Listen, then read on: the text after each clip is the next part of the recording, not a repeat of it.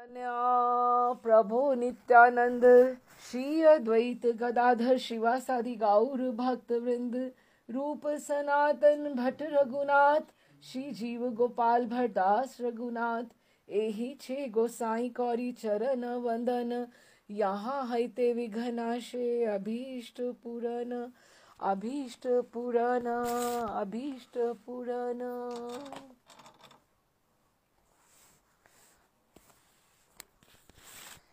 तो पिछली बार हम लोगों ने पढ़ा था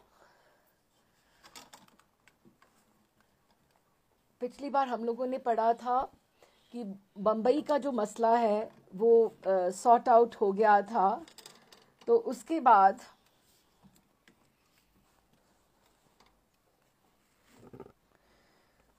प्रभुपाद, अभी हम 1974 में हैं, प्रभुपाद वृंदावन में हैं। शील प्रभुपाद कृष्ण बलराम मंदिर बनवाने के विषय में सोच रहे थे।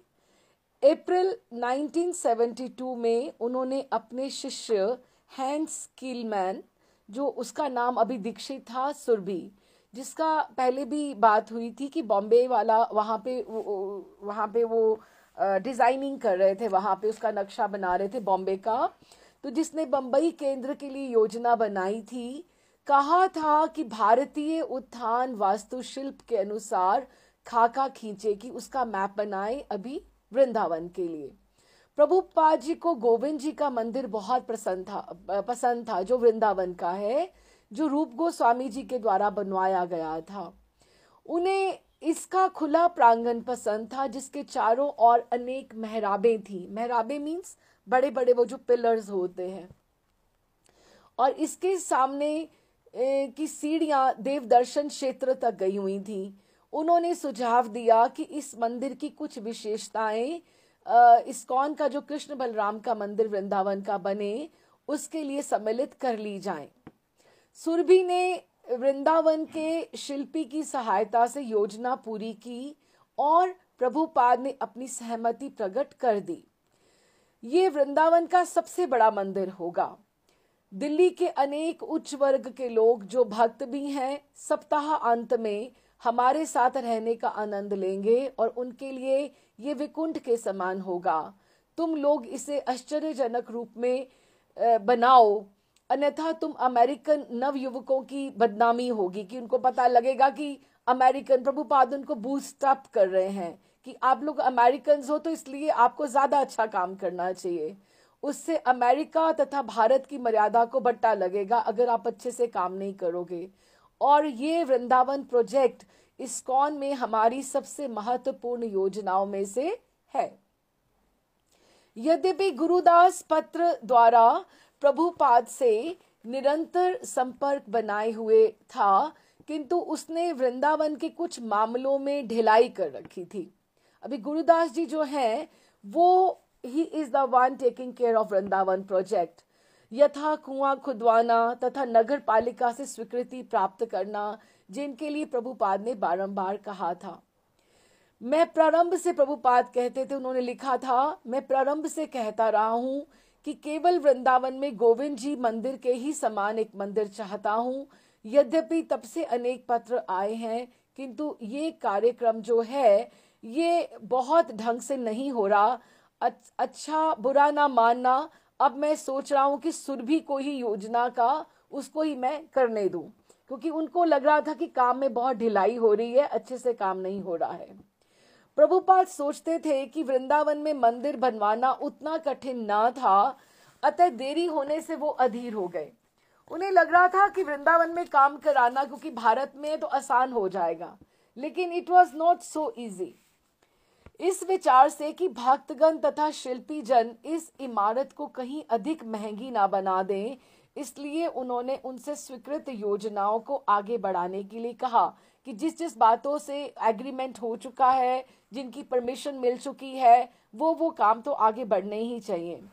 भले ही जो बेसिक योजना जो थी वो इमारत सस्ती क्यों ना बने, उन्हें सबसे बड़ी ये चिंता थी कि काम का निरीक्षण कोई पटु शिष्य करे। पटु मीन्स क्लेवर, कि उनको था कि भारत के लोग जो हैं अमेरिकन को ठग लेंगे, तो कोई क्लेवर शिष्य कोई आगे आना चाहिए जिससे इस्कॉन धोखा ना खाए।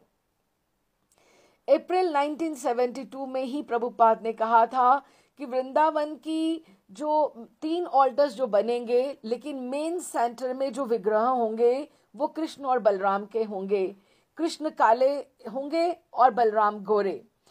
और उन्होंने कहा था कि जो द्वार पर जो पट हो, बाहर हो, मंदिर का जो मेन हो, उस पर लिखा हो श्री कृष्ण बलराम मंदिर। प्रभुपाद द्वारा कृष्ण तथा बलराम को प्रधान देवता चुनने का कारण ये था कि एक तो वृंदावन के जो सारे मंदिर थे, अधिकांश मंदिर राधा कृष्ण युगल सरकार के मंदिर हैं। अतः वृंदावन में इस्कॉन के मंदिर को अलग दिखना चाहिए, अद्वितीय होना चाहिए, कि कृष्ण बलराम का ऐसा मंदिर कोई नहीं है कि हम बोलें कि कृष्ण बलराम का मंदिर। और दूसरा कारण ये था कि इस्कॉन की भूमि जो थी ये रमन रेती पर स्थित थी, जो वन तथा मुलायम बालू का क्षेत्र था, जहां कृष्ण तथा बलराम ने 5000 वर्ष पूर्व अपने बचपन की लीलाएं की थी। अतः रमन रेती में कृष्ण तथा बलराम की युवावस्था की केलियों को मनाना तथा पूजा करना इस स्थान पर उपयुक्त होगा। तो 2 कारण थे कि कृष्ण बलराम, नहीं तो कोई भी मंदिर वृंदावन में ऐसा नहीं है जहां कृष्ण बलराम सेंटर में हो। या तो निताई गौर होंगे या राधा कृष्ण होंगे, लेकिन ये मंदिर कृष्ण बलराम के नाम से बिकॉज ऑफ रमन रेती। यद्यपि वृंदावन में कृष्ण के आविर्भाव के बाद हजारों वर्ष बीत चुके हैं, किंतु अब भी वही वातावरण तथा अनेक वे ही चित्र तथा शब्द पाए जाते हैं कि वृंदावन का वातावरण, वहां पे पक्षी, मोर, वो सब कुछ वैसा ही है। मोर इस बालू से होकर दौड़ कर जाते या घर की छतों अथवा वृक्षों पर बैठते, कूंजन करते, और कबूतर तथा कोयले तथा तोतों के हरे पंखों की उड़ान वृंदावन के जंगल के नित्य शब्द और ये दृश्य तब ये सब दिखाई देता था। अभी तो बहुत ज्यादा कंस्ट्रक्शन हो गई है, लेकिन हम ये 72 की बात कर रहे हैं कि तब वृंदावन, ये इस्कॉन भी जो है उस समय की लास्ट मंदिर था। उस समय वन में एक तरह से मंदिर था, तो उस समय कोई कंस्ट्रक्शन कोई ऐसा नहीं था।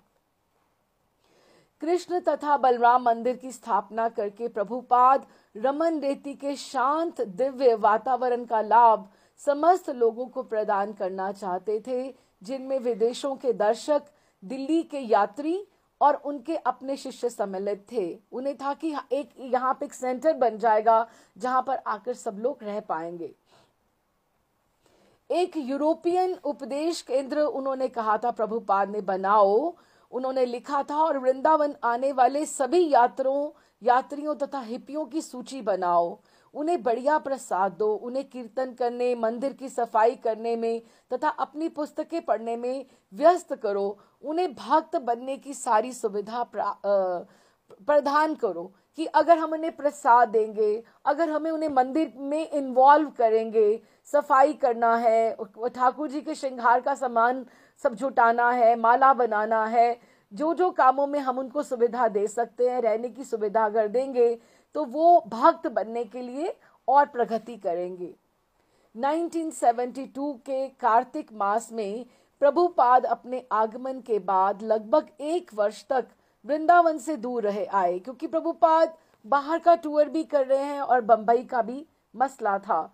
तो 1 साल उन्होंने 1 वर्ष तक वृंदावन से दूर रहे आए और पत्र व्यवहार द्वारा सारा निर्देश देते रहे। और ये लास्ट कार्तिक में प्रभुपाद यहाँ थे और अभी अगले कार्तिक में आए हैं।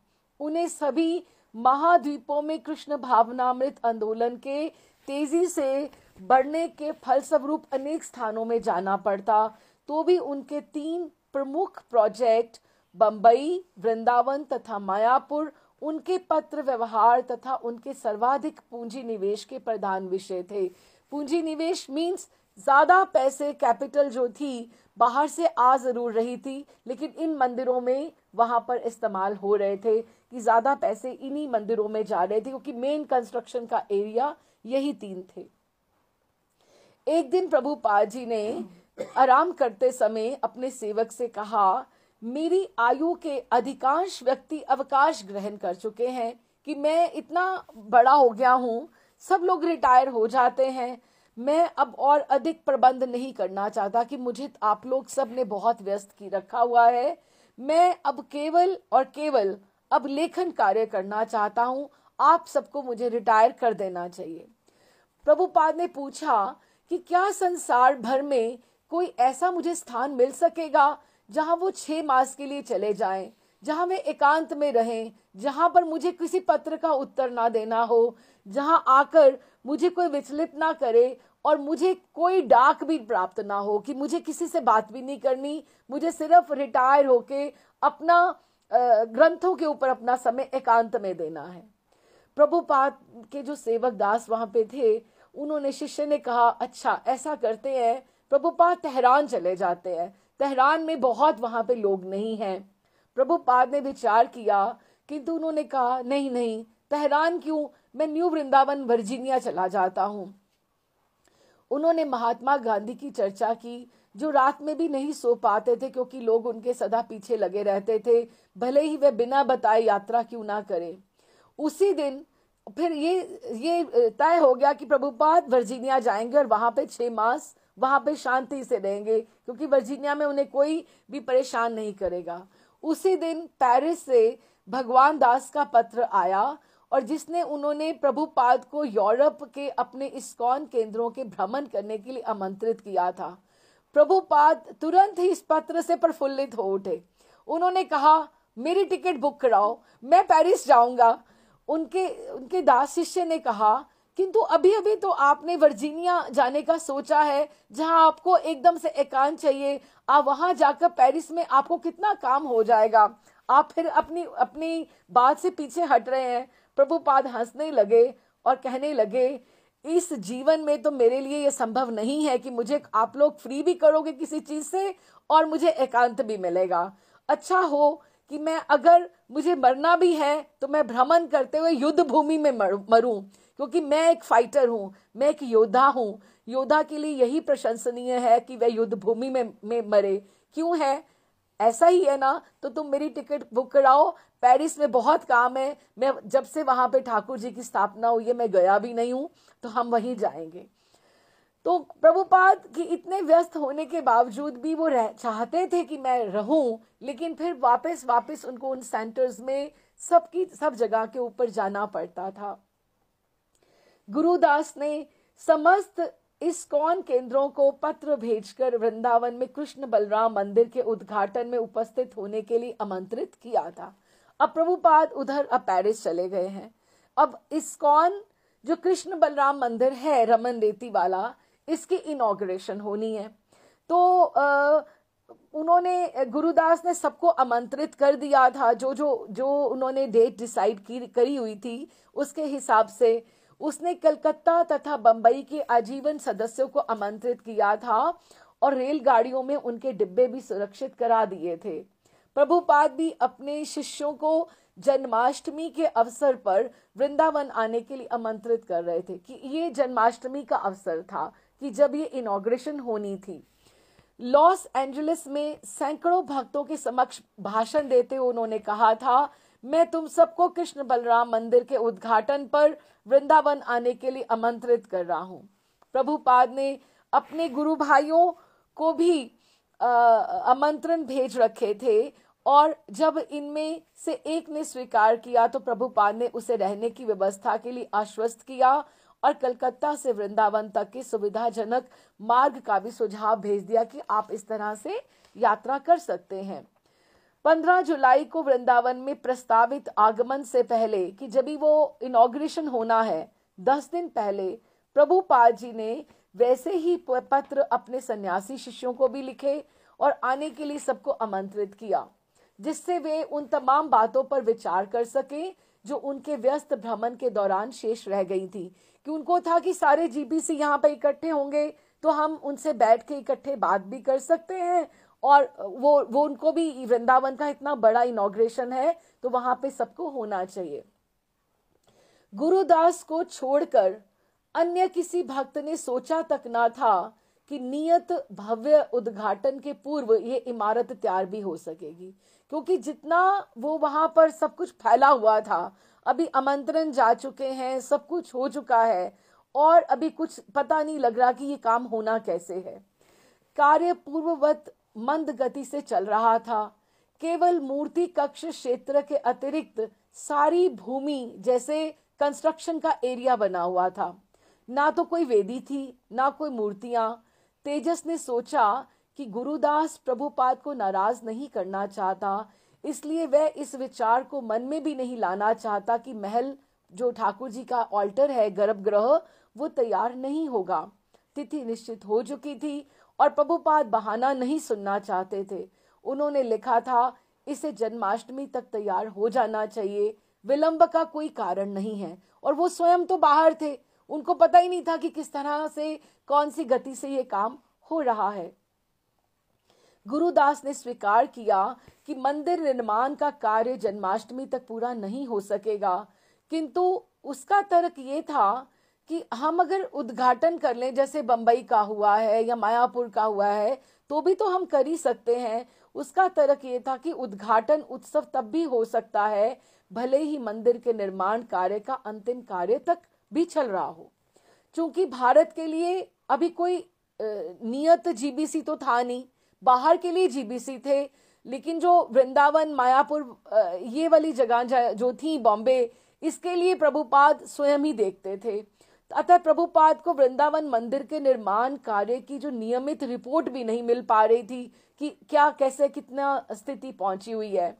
कई मास पूर्व तमाल कृष्ण गोस्वामी भारत के जीबीसी सचिव पद से त्याग पत्र देकर पश्चिम में प्रचार करने चले गए थे। अभी 3 मास हुए थे कि प्रभुपाद ने उसके स्थान पर करनधार को नियुक्त किया था, किंतु कुछ ही सप्ताहों के बाद उसने भी त्याग पत्र दे दिया। और एक के बाद एक ऐसे जैसे सुपरवाइजर्स बदल रहे हैं, तो काम की स्पीड जो है वो इतनी तेज नहीं है। अतः जो कुछ गुरुदास ने लिख भेजा वही प्रभुपाद को प्राप्त हो सका। जुलाई का अंत हो रहा था और भक्तगण वृंदावन की यात्रा के लिए तैयारी करने लगे। एक तरह से ये अभी बहुत बड़ा रंग में भंग होने वाला है कि सब भक्त पहुंचने वाले हैं और तैयारी वहां पर बिल्कुल नहीं है। वृंदावन 4 अगस्त 1974 1974 जब प्रभुपाद जी की कार रमन रेती में इस्कॉन की जायदाद में रुकी, तो भक्तों की एक टोली ने कीर्तन तथा फूलों से उनका स्वागत किया, क्योंकि बहुत सारे भक्त उनके आने से पहले ही आ चुके थे। विश्व भर के लगभग 25 भक्त इस मंदिर के भव्य उद्घाटन समारोह के लिए पहले से ही आ चुके थे और वे वृंदावन के भक्तों के साथ प्रभुपाद के चारों ओर एकत्रित हो गए। अभी तक कोई पगडंडी नहीं बनी थी। प्रभुपाद अध बनी दीवार, बालू तथा ईंट के ढेरों के बीच में से होते हुए पूजा घर की ओर बढ़ रहे थे। यहाँ भी कोई अलंकार नहीं था कि कुछ शोभा नहीं लग रहा था। चारों ओर मलबा ही मलबा पड़ा हुआ था। जो ही प्रभुपाद निर्माण स्थल पर पहुंचे तो पूछा, ये क्या है? यहाँ तो कुछ भी नहीं है, कहाँ है मंदिर? तुम लोगों ने तो मुझसे कहा था कि मंदिर पूरा हो गया है। गुरुदास, सुरभि, गुणानव तथा अन्य लोग जिनके ऊपर उत्तरदायित्व था, कुछ भी उत्तर ना दे पाए। उनके मुख मंडल पर हवाइयां उड़ने लगी। प्रभुपाद बहुत रुष्ट थे। इसका उद्घाटन करोगे? कैसे करोगे? आए हुए भक्त भी परस्पर में बातें करने लगे कि हाँ, यहाँ तो अभी कुछ तैयारी नहीं है, इसका उद्घाटन कैसे हो सकता है? प्रभुपाद ने कहा, उनको रोक दो, सबको रोक दो, सबको टेलीग्राम दो, उद्घाटन नहीं होगा, ये मंदिर इस स्थिति में ही नहीं है। प्रभुपाद जी ने इस भ्रम के बुलबुले को तो तोड़ ही दिया कि मंदिर तैयार हो जाएगा। प्रभुपाद का क्रोध उस समय बहुत भयावह था। जो चारों तरफ भक्त उनके एकत्रित थे, उनकी निश्चिंतता और प्रसन्नता कि प्रभुपाद अभी आए हैं, सब प्रसन्न थे, वो गायब हो गए। गायब होगी प्रसन्नता। प्रभुपाद ने फबती कसी उनको गुस्से में बोले, तुम लोग मंदिर का उद्घाटन करोगे? तुम लोग कैसे करोगे? उद्घाटन में सम्मिलित होने के लिए जापान से आए हरिकेश ने कहा, प्रभुपाद, वेदी तो तैयार है, हम लोग मूर्ति स्थापना ही कर लेते हैं। और प्रभुपाद चिल्लाए, तुम लोग इस मंदिर का उद्घाटन नहीं कर सकते, ये मंदिर अधूरा है। तब प्रभुपाद वृंदावन के व्यवस्थापकों तथा कुछ नेताओं सहित अपने कमरे में आए। इस समय जो भी प्रभुपाद के इस मूड से अपने अपने आप को दूर रख सका, उसने अपने आप को सुरक्षित समझा कि प्रभुपाद बहुत गुस्से में है। प्रभुपाद के क्रोध से भयभीत होकर सुरभि की पत्नी कृष्ण से प्रार्थना करने के लिए दौड़ी गई कि हमसे अपराध हुआ है। अपने कमरे में प्रभुपाद का और क्रोध बढ़ने लगा। इस कुव्यवस्था के लिए वे गुरुदास के ऊपर बरस पड़े। वे उन सबों पर गुस्सा कर रहे थे। किसी का साहस नहीं हो रहा था कोई सुझाव रखता या बहाने रखता, सिवाय हताश होने के कुछ नहीं था। सहसा प्रभुपाद ने जानना चाहा कि क्या इतनी गड़बड़ी के बावजूद मंदिर का उद्घाटन किया जा सकता है। वे सुरभि की ओर मुड़कर बोले, अब ये सारे अमेरिकन हैं, गुरुदास भी अमेरिकन है और ये सुरभि भी, I think Surabhi was British. तो सुरभि की ओर मुड़कर बोले, क्या कम से कम मूर्ति के कमरे तुम गर्भगृह तैयार करा सकते हो? ये हमारी पूरी संस्था का अपमान होगा। लोग क्या सोचेंगे? हमने इसकी सर्वत्र घोषणा कर दी है, आमंत्रण तक भेज दिए हैं। सुरभि ने डरते हुए दूसरा धमाका सहने के लिए तैयार होते कहा, श्रील प्रभुपाद, किसी को इसके विषय में कुछ नहीं पता है कि यहाँ तो हमने वृंदावन में किसी को बोला भी नहीं है, कि बाहर ही बोला है, वृंदावन में नहीं बोला। प्रभुपाद ने अपना स्वर बदलते हुए कहा, अरे तो तुमने यहाँ पे इसका कोई प्रचार ही नहीं किया, कोई आमंत्रण ही नहीं दिया। उनका उत्तर था, प्रभुपाद जी, अभी तक नहीं दिया, यहाँ तक कि वृंदावन के लोगों को भी नहीं, कि यहाँ हमने किसी संत को कि कहीं किसी को नहीं बोला कि इसका उद्घाटन होने वाला है, क्योंकि हमारी अभी तैयारी ही नहीं है। वे इसके उद्घाटन की आशा नहीं करते, क्योंकि जो कोई यहाँ देखने आता है वो देख जाता है और इसका उद्घाटन हो पाना असंभव है। वे जानते हैं कि ये तैयार ही नहीं है। प्रभुपाद और जोर से गुर्राए, क्या तमाशा है, ये तो तुमने बिल्कुल ही रंग में भंग कर दिया। अपने वृंदावन के व्यवस्थापकों के प्रति उन्होंने उदासी से देखा। हमें उद्घाटन करना है, जन्माष्टमी के दिन ये कैसे हो सकता है? सुरभि ने कहा, श्रील प्रभुपाद, दरवाजे अभी तक तैयार नहीं है, अभी तक लकड़ी चीरी जा रही है।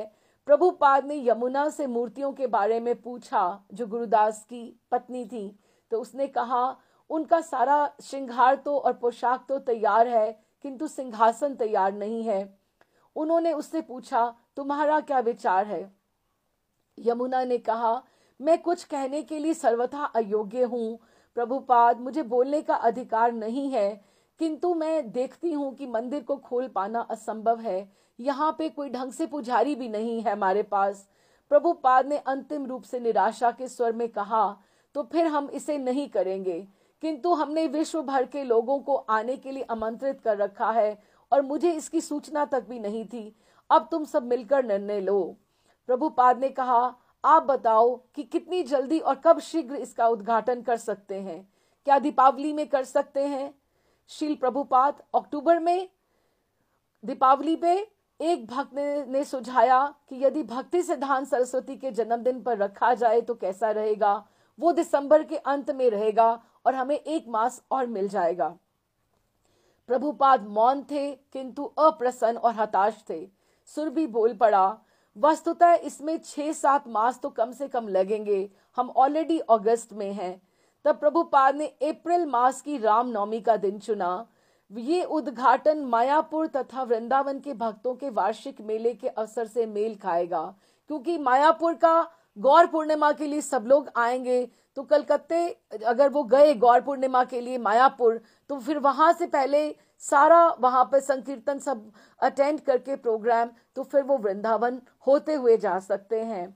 अंततः अपने शिष्यों पर किया गया प्रभुपाद का क्रोध आकस्मिक था, शिष्यों की मूर्खता का फल था। उन्हें पाठ पढ़ाने तथा उनकी परीक्षा लेने का ये एक ढंग भी था, किंतु प्रभुपाद को भीतर से अत्यंत अधीरता तथा निराशा हो रही थी कि अभी तक वृंदावन में उनकी भक्ति का प्रागट्य नहीं हो पा रहा, कि वृंदावन तो उनकी अपनी भूमि थी, तो यहाँ पर हम कुछ नहीं कर पा रहे हैं।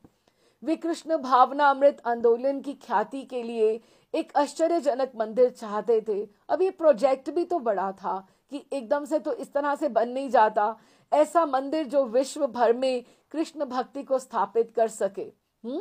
और ये अपने गुरु को श्रद्धा भेंट थी और कृष्ण को इसका वचन दे रखा था, किंतु अब भी ये काम अधूरा था। प्रभुपाद को अपने शिष्यों की असफलता का भार तथा उस असफलता की वेदना स्वयं झेलनी पड़ रही थी। उनके शिष्य ही कृष्ण की सेवा के लिए साधन थे। यदि ये साधन ठीक से काम ना करें, क्योंकि वो खुद तो हर जगह पे मौजूद नहीं हो सकते थे ना, खुद कैसे कर सकते थे। वैसे भी वृंदावन में काम कराना, वहां पे चीजें अवेलेबल कराना, it is very very difficult. क्योंकि दिल्ली या आगरा या जयपुर तक वहां सब, क्योंकि वृंदावन तो गांव जैसा है, वहां पर जितने स्केल में जो बनना चाहता था, वहां पे आपको हर चीज आपको बाहर से लानी पड़ती है। तो प्रभुपाद सब कामों पे उनके ऊपर ही निर्भर थे, तो उन्हें कष्ट भोगना पड़ रहा था। क्योंकि जिस प्रकार जैसे किसी के हाथ पांव काम करना बंद कर दें तो सारा शरीर कष्ट पाता है, शिष्यों के द्वारा उनकी इच्छा पूर्ति न हो पाना सबसे बड़ी क्षति थी। इस प्रकार जन्माष्टमी के दिन कृष्ण बलराम मंदिर का उद्घाटन न हो सकने से उन्हें अपनी असफलता का महान शोक हुआ। प्रभुपाद की विफलता यद्यपि दिव्य थी, पर वह बनावटी ना थी। ये केवल अपने शिष्यों को शिक्षा देने के लिए ना थी, ना ही उनके शिष्य अपने गुरु को सरलता से प्रसन्न कर सकते थे। प्रभुपाद की ठीक से सहायता कर पाने के लिए उनके उस मूड को समझना और उनके अनुरूप कार्य करना पड़ेगा। क्योंकि प्रभुपाद हर काम को बहुत तेजी से करना चाहते थे। उन्हें हमेशा ये लगता था कि मेरे ऊपर बहुत बड़ा कार्यभार है और मेरे पास समय कम है, तो इसलिए उनको स्पीड अप होना पड़ता था। उन्हें केवल भावनात्मक रूप से सेवा करने का विचार नहीं लाना होगा, अपितु कठिन श्रम करना होगा। भक्ति गतिशील होती है। प्रभुपाद जी अपने शिष्यों से चाहते थे कि वे उनके गुरु महाराज की सेवा के लिए उनके प्रोजेक्टों में सहायता करें, जिनके सफल हो जाने पर संसार को कष्ट से बचाया जा सकता है और नाम प्रचार हो सकता है। अभी वृंदावन में सीमेंट प्राप्त करके रखना एक भारी समस्या बनी हुई थी कि ऐसी प्रॉब्लम्स आती थी कि उनको, आपको पता नहीं लगता कि उसका शमन कैसे हो सकता है, कि उसका कैसे सल्यूशन हो। सुरभि, गुणानव, तेजस तथा अन्य सदैव इसी का विचार करते और सोचा करते कि किस तरह सीमेंट प्राप्त किया जाए। तो भी ऐसा लग रहा था कि सारे भारतवर्ष में सीमेंट उपलब्ध ही नहीं है, क्योंकि मास प्रति मास सरकारी अनुमति की प्रतीक्षा की जाती, जैसे राशनिंग नहीं होती इस तरह से उनको दी जाती। मंदिर के तथाकथित उद्घाटन के लिए प्रभुपाद के आगमन के समय से ही भक्तगण नित्य ही बस तथा रिक्शे से मथुरा दौड़े जाते कि सीमेंट मिल जाए, भले ही कुछ हमें 10, 12, 20 बोरियां ही मिल जाएं कि रिक्शे में जाकर लेकर आएं। कभी कभी उन्हें वहां धोखा दे दिया जाता। 20 बोरी का अगर एक खेप अब अन्य सामग्री के साथ मिलाकर अगर एक खंबे बनाने के लिए प्रयुक्त किया गया तो 4 दिन तक उसको वो मुलायम तो बना रहा, किंतु अंत में वो खंबा छितर गया। किंतु अंततः जब कार्य पूरा करने के लिए सीमेंट मिल गई तो भक्तों ने अनुभव किया कि प्रभुपाद की यहाँ उपस्थिति से ही बहुत सी बातें संभव हो पा रही हैं। प्रभुपाद गुणानव से आने वाली सीमेंट की प्रत्येक बोरी गिनवाते, जैसे बड़े लोग नहीं करते कि कितनी बोरियां आई। प्रातः काल 8 बजे से रात्रि 9:30 बजे तक ट्रकों के द्वारा माल आता रहता। प्रत्येक ट्रक में 4 कुली रहते जो बोरों को पीठ पर लाद कर माल गोदाम तक ले जाते। गुणानव सारे दिन कलम कागज लिए बाहर खड़ा रहता और हर बोरी की पावती दर्ज करता। शील प्रभुपाद कई बार घर से बाहर आकर गंभीरता पूर्वक देखते भालते। संध्या समय जब बोरे आने बंद हो जाते तो वे गुणानव को अपने कमरे में बुलाते और पूछते तो कितने बोरे हुए, और वह सारी सही संख्या बताता। प्रभुपाद पूछते प्रत्येक वस्तु ताले में तो बंद है ना? हाँ प्रभुपाद जी।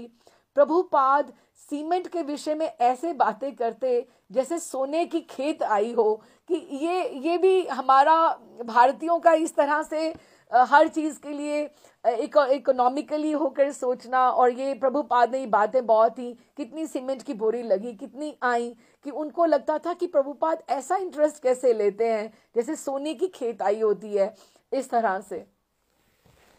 फरवरी मार्च 1974 के मध्य शील प्रभुपाद ने वापस से पुनः दूर दूर तक भ्रमण किया। पूर्व में वो टोक्यो तथा हवाई होते हुए लॉस एंजलिस गए। यात्रा के दौरान उन्हें ये समाचार मिला कि राज्यपाल रेड्डी ने रामनवमी के अवसर पर वृंदावन मंदिर के उद्घाटन में सम्मिलित होने का निमंत्रण स्वीकार कर लिया है। उन्होंने सुरभि से भी उन्हें उत्साहवर्धक रिपोर्ट प्राप्त हुई कि इस बार प्रभुपाद हम मंदिर का उद्घाटन अवश्यमेव कर पाएंगे। प्रभुपाद ने लिखा कि मुझे प्रसन्नता है कि तुम समय से प्रत्येक वस्तु पूरी होने की आशा कर रहे हो, और मैं यही तुमसे उम्मीद चाहता हूँ। इसके बाद प्रभुपाद मैक्सिको सिटी तथा वेनेजुएला में काराकास गए। वे जल्दी जल्दी यात्रा कर रहे थे। भारत से प्रस्थान करने के 1 मास के भीतर ही उन्होंने मियामी, अटलांटा, डलास तथा न्यूयॉर्क की यात्रा पूरी कर ली 1 महीने में। तब वे लंदन गए, तेहरान रुके और 16 मार्च तक भारत में लौट आए। 10 वर्षों में प्रभुपाद का ये 8वां विश्व भ्रमण था, कि ये 8वीं बार वो प्रभुपाद सारे अपने सेंटर्स में, अभी 11 बार उन्होंने टोटल अपनी लाइफ टाइम में किया, और इस समय तक उनका ये 8वां विश्व भ्रमण था जो वो उन्होंने इस तरह से किया। अभी ऐसे ही स्टोरी फ्लो हो रही है, तो मैं ऐसे ही पढ़ती जा रही हूँ, क्योंकि मेन अभी हमें सारे इवेंट्स मिलेंगे कि किस तरह से सारे काम हो रहे हैं। मायापुर 23 मार्च 1974। इस वर्ष के समारोह हेतु विश्व भर के लगभग 500 भक्त एकत्रित हुए। अभी प्रभुपाद जब बाहर जाते हैं, लंदन या अमेरिका या रशिया, जहां जहां जा रहे हैं, सबको प्रेरणा देकर आते हैं, सबको इंस्पिरेशन देकर आते हैं कि वो मायापुर की गौर पूर्णिमा अटेंड करें या वृंदावन का उद्घाटन अटेंड करें। और वो फिर उनको बुलाते हैं कि आपको ईयरली, कि एक बार तो साल में आपको आना ही चाहिए वहां पर। तो 500 भक्त एकत्रित हुए, और उनको ये भी लगता था कि प्रभुपाद के भी हमें दर्शन मिलेंगे, उनका हमें और एसोसिएशन उनका वहां पे मिलेगा। तो प्रभुपाद सबका मुख्य आकर्षण बने हुए थे, कि सबको होता था कि हम प्रभुपाद के साथ अच्छा समय बिताएं, चाहे वे पास के खेतों में प्रातःकाल भ्रमण करने के लिए जा रहे हों या राधा माधव के मंदिर में प्रवेश कर रहे हों, सब लोग प्रभुपाद के साथ साथ रहना चाहते थे, अथवा वो चैतन्य चरितामृत पर भाषण दे रहे हों। हर प्रातः कक्षाएं लेने के बाद वे अपने शिष्यों समेत मंदिर कक्ष की परिक्रमा करते। जो मायापुर का जो मंदिर है, तो उसकी एक बार वो क्लास के बाद वो संकीर्तन करते हुए परिक्रमा करना प्रारंभ कर देते। मूर्तियों की वेदी के दोनों ओर पीतल का घंटा लटक रहा था। प्रदक्षिणा करते समय प्रभुपाद जी उस समय घंटे के पास जाकर रस्सी खींचकर उसे कई बार बजाते, जब भीतर तेजी से कीर्तन चल रहा होता। फिर हाथ में छड़ी लेकर वे मूर्ति की वेदी के पीछे से घूमकर दूसरी ओर आगे निकलकर दूसरा घंटा बजाते, कि जैसे पुराना मंदिर जैसे आपने देखा है, तो इधर से 5 तत्व और उधर से ये, कि एक बार इधर से घंटा बजाते और उधर से परिक्रमा करके एक बार उधर से घंटा राधा माधव के आगे आकर बजाते। और भक्तगण उनके पीछे चारों ओर ऊपर नीचे उछलते संकीर्तन करते, हरे कृष्ण मंत्र का गायन करते। वे अत्यंत प्रसन्नता से हंसते हुए मंदिर की पूरी लंबाई तक चलते जाते और पुनः पहले घंटे तक आकर जोर से बजाते। इस प्रकार कम से कम 6-7 परिक्रमाएं करने के बाद वे मंदिर से चले जाते और कीर्तन अपना उस तरह से ही आगे होता रहता। प्रातः काल की धूप में वो बाहर निकलकर चौड़े से जीने से होकर अपने कमरे में चले जाते। प्रभुपाद ने पुनः अपनी जीबीसी गवर्निंग बॉडी कमीशन की वार्षिक बैठक का निर्देशन किया कि वहां पर सारे इकट्ठे हुए, क्योंकि 500 भक्त आए हुए थे, तो सारे जीबीसी वहां आए हुए थे, और स्वयं उनके निर्णयों को स्वीकृति दी और उनमें संशोधन किया कि जो जो इम्प्रूवमेंट जहां करनी है, हर एक ने अपने अपने सेंटर्स की रिपोर्ट दी कि किस तरह से क्या वहां हो रहा है। निस्संदेह इस्कॉन बढ़ रहा था, किंतु प्रभुपाद ने अपने वयोवृद्ध श्री गोपाल आचार्य से मद्रास में कहा था कि कृष्ण तथा कृष्ण का संस्थान अभिन्न है, कि ठाकुर जी और ठाकुर जी की जो संस्था है वो दोनों एक ही हैं। यदि भक्तगण कृष्ण संस्थान का चिंतन करेंगे तो वे कृष्ण को नहीं भूलेंगे, कि अगर वो इंस्टीट्यूशन को चला रहे हैं तो वो कृष्ण के काम को ही आगे बढ़ा रहे हैं, कि नाम और नामी में जैसे फर्क नहीं है, धाम और धामी में फर्क नहीं है, इस तरह से मंदिर के कार्य करना तो ठाकुर की ही सेवा करना है, क्योंकि आप उनको उनके घर की वो बात, उनकी घर की ही बात कर रहे हैं, है ना।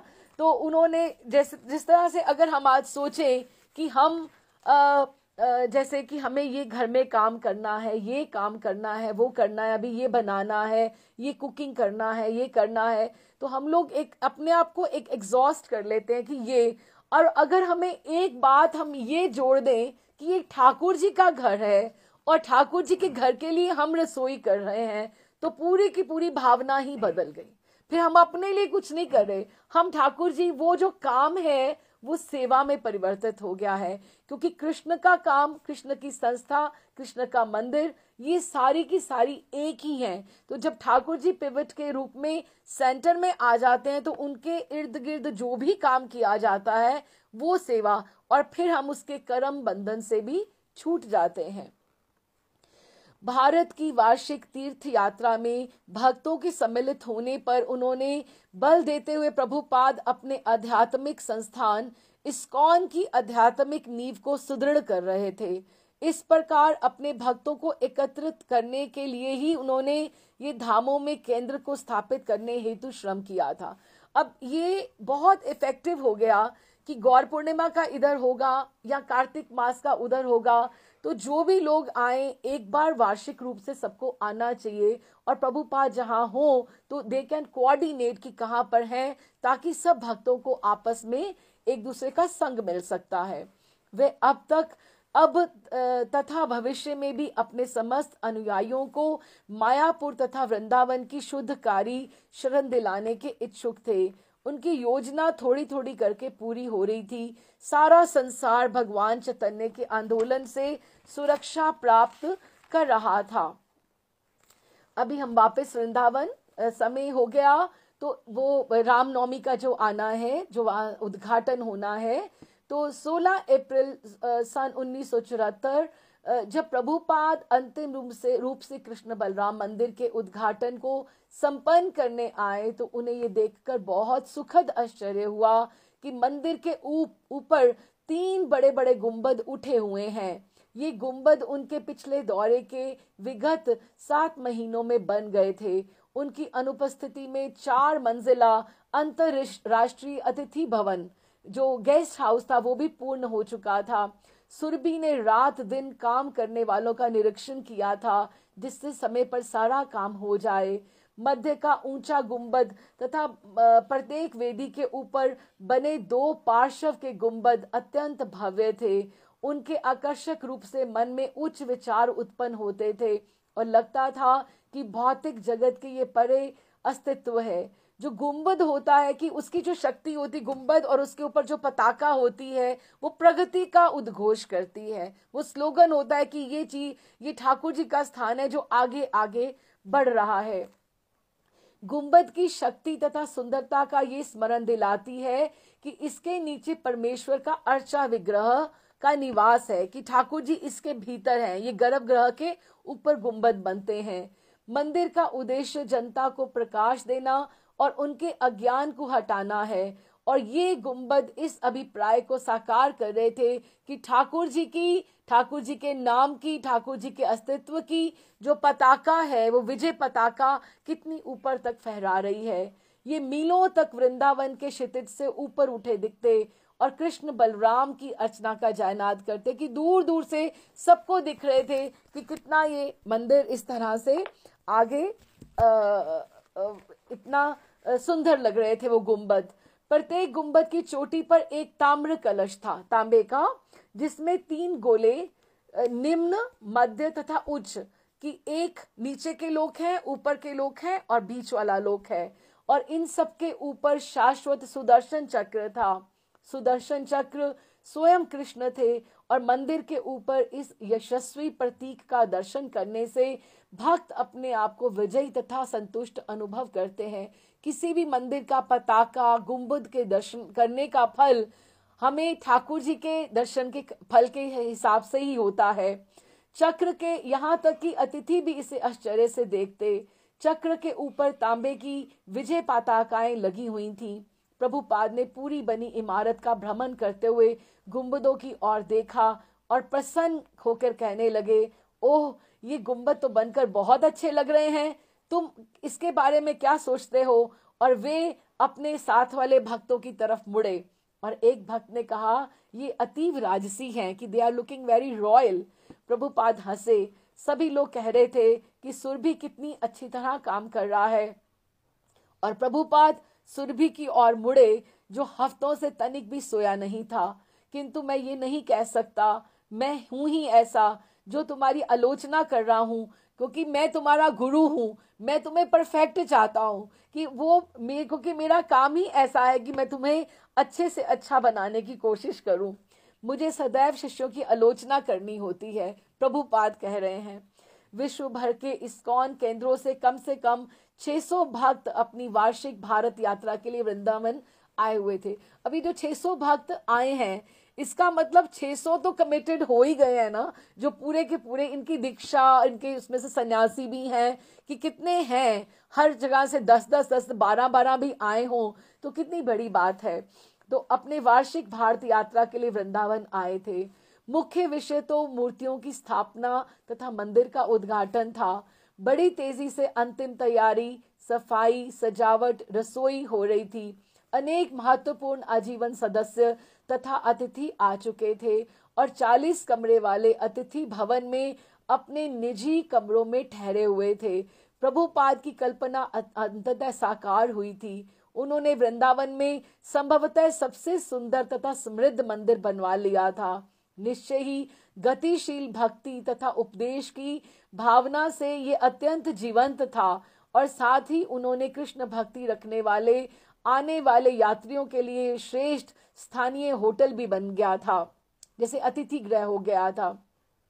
मैदान में टहलते हुए प्रभुपाद खुले हुए आंगन में गए, जिसकी संगमरमर की अत्यंत स्वच्छ तथा संगमरमर की फर्श अत्यंत स्वच्छ तथा चमचमा रही थी। ये प्रभुपाद को सबसे बड़ी बात ये क्या लग रही थी कि ये अमेरिका का कोई किराए का भवन नहीं था, कि जैसे कोई स्टोर फ्रंट हो या छोटा सा कोई ऐसे कमरा हो या हॉल हो जिसका किराया भरना हो। नहीं, ये तो भिन्न उद्देश्य से बना था। ये मंदिर था जो श्रीमद् भागवत में वैकुंठ वर्णित वैकुंठ के मंदिरों जैसा था, कि हम सोच सकते हैं कि वैकुंठ में अगर मंदिर होंगे तो कैसे इतना सुंदर मंदिर बन रहा था।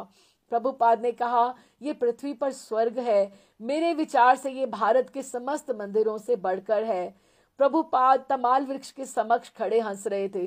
जो मंदिर के प्रांगण में जो तमाल वृक्ष है, वहां पर उसके सामने प्रभुपाद खड़े हुए और हंस रहे थे।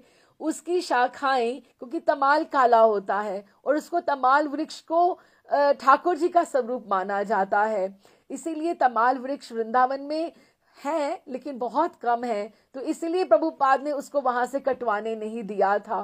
प्रभुपाद तमाल वृक्ष के समक्ष खड़े होकर हंस रहे थे। उसकी शाखाएं आंगन के एक किनारे तक फैली थी और वे स्मरण कर रहे थे कि किस प्रकार इस वृक्ष को काटने के लिए वाद विवाद चला था कि ये आंगन में आ रहा है, किसको कटवाएं कि नहीं कटवाएं, तो भी उन्होंने काटने से मना कर दिया था। सारे तमाल वृक्ष जो हैं श्रीमती राधा रानी की लीलाओं से जुड़े हुए हैं, क्योंकि वो कृष्ण का स्वरूप है और अत्यंत दुर्लभ हैं। वृंदावन में शायद 3 वृक्ष थे, वृंदावन में तमाल के, जो उनको एक सेवा कुंज में, दूसरा राधा दामोदर मंदिर के प्रांगण में और तीसरा यहाँ पर। प्रभुपाद ने कहा, चूंकि ये तमाल वृक्ष इतने विलास से बढ़ रहा है कि कोई भी अगर वृक्ष या कोई पौधा बहुत अच्छे से फ्लरिश कर रहा हो, हैप्पी हो, ब्लॉसम कर रहा हो, खिल रहा हो, तो इससे सूचित होता है कि भक्तगण शुद्ध भक्ति कर रहे हैं, कि वो उनसे प्रसन्न है, कि यहाँ का वातावरण शुद्ध है। इस बात से आश्वस्त होकर कि मंदिर तैयार है, प्रभुपाद जी ने अपने आवास में गए, जो मंदिर तथा अतिथि भवन के बीचों बीच था, उनका अनेक बातों पर ध्यान जाता था और वहां अनेक आए हुए शिष्य उपस्थित थे। इस तरह उस रमन रेती में जहां कोई मंदिर ना था, एक शुद्ध भक्त ने कामना की, एक प्रभुपाद, एक भक्ति सिद्धांत सरस्वती की एक कामना से कि वृंदावन में एक ऐसा मंदिर होना चाहिए जिसमें बाहर के लोग आकर वो ठहर सके। तो एक शुद्ध भक्त ने कामना की थी कि एक मंदिर हो जहां सेवा चले, जहां भक्ति हो, और जो पहले कभी सुनसान स्थान था वही अब तीर्थ स्थल बन गया था। शुद्ध भक्त की इच्छा शक्ति ऐसी ही होती है जिस तरह से प्रभुपाद की थी, और ये कार्य हो गया था बिल्कुल, और बहुत अच्छे से उद्घाटन हुआ। बोल कृष्ण बलराम मंदिर की जय, बोल रमन रेती वृंदावन धाम की जय, बोल श्रील प्रभुपाद की जय।